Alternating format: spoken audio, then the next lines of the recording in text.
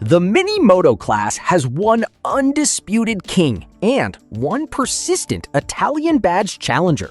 Honda's Grom defined the segment.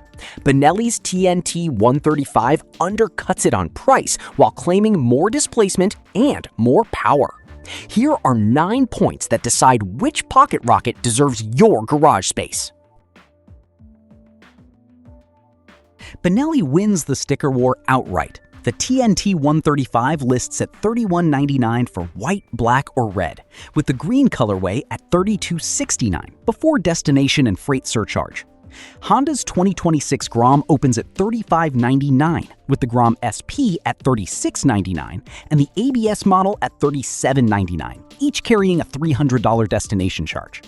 That means the cheapest Grom lands roughly $400 above the cheapest Benelli, and the ABS Grom stretches the gap to about $600 before dealer fees.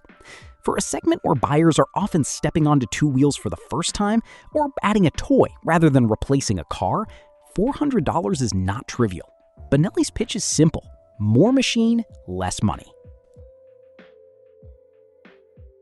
The Grom uses a 123.9cc air-cooled SOHC 2-valve single with a long stroke 50.0mm by 63.1mm layout, 10.0-to-1 compression, and PGM FI through a 24mm bore.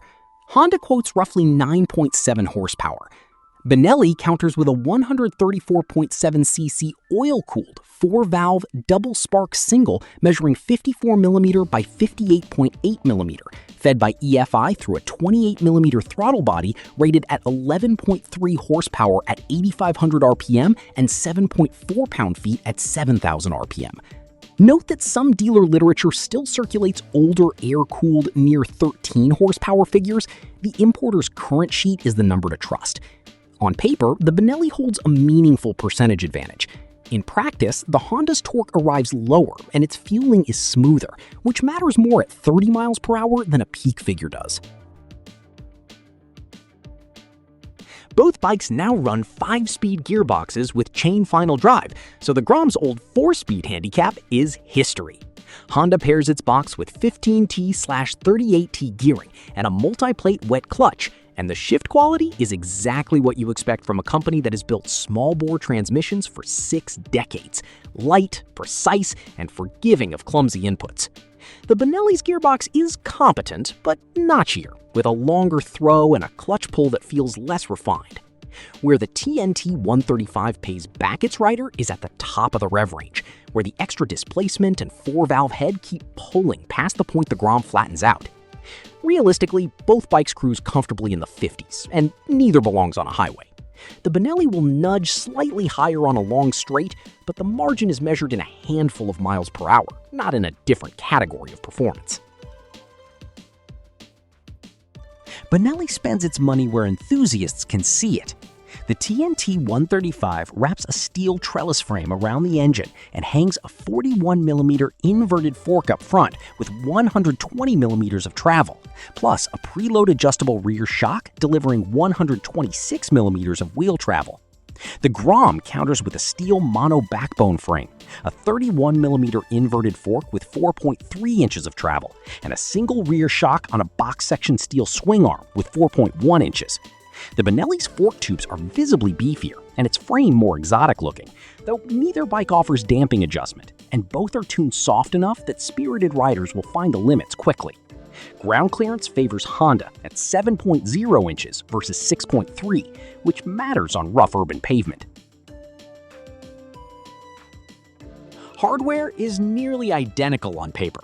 Both use a single 220mm front disc with a 2-piston caliper and a 190mm rear with a single-piston caliper. The decisive difference is electronics. Honda offers a dedicated Grom ABS trim with front-wheel anti-lock braking for $37.99. Benelli's TNT 135 has no ABS option at any price. For an experienced rider treating the bike as a pit machine or a stunt platform, that is irrelevant. For a new rider, a commuter riding in traffic, or a parent buying a first motorcycle, front-wheel ABS on a light bike with a short wheelbase is genuinely valuable insurance. It also affects insurance rates in some markets.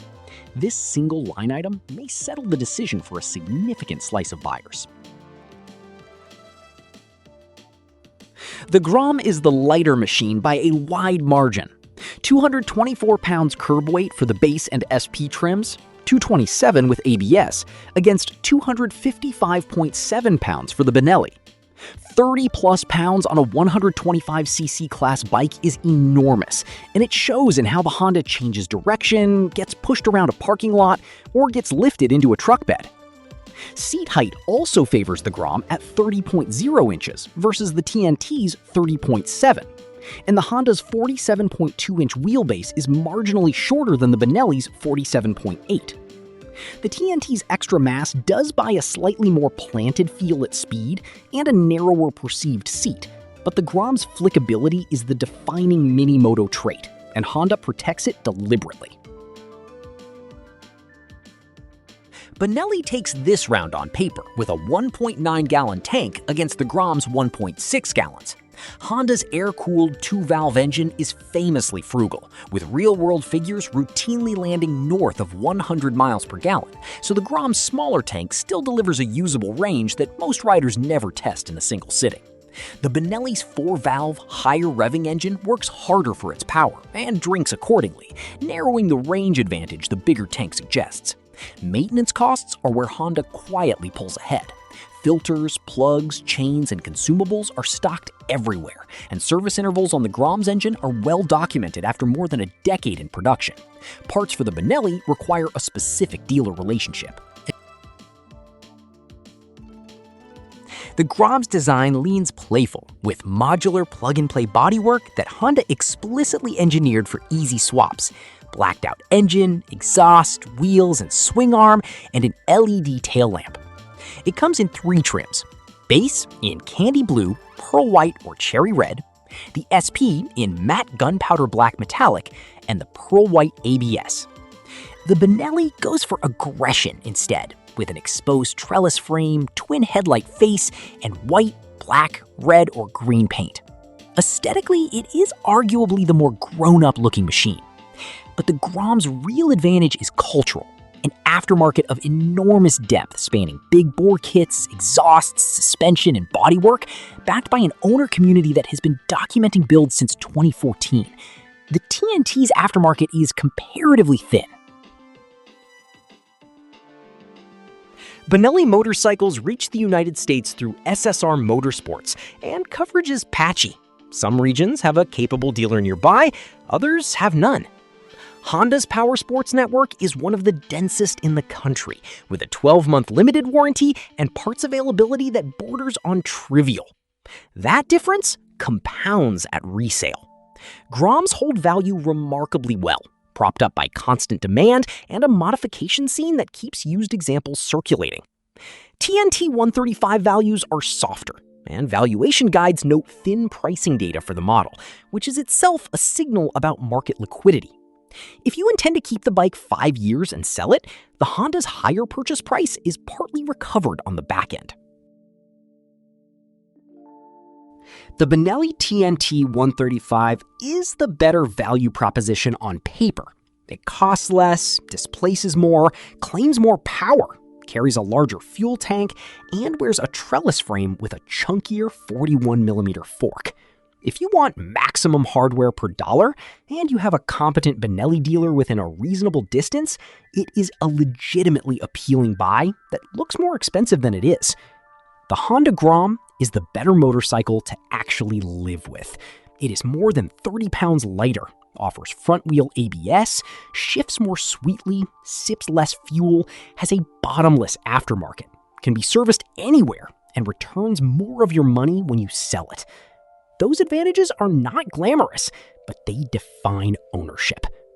For most buyers, and especially for new riders, the Grom is worth its premium.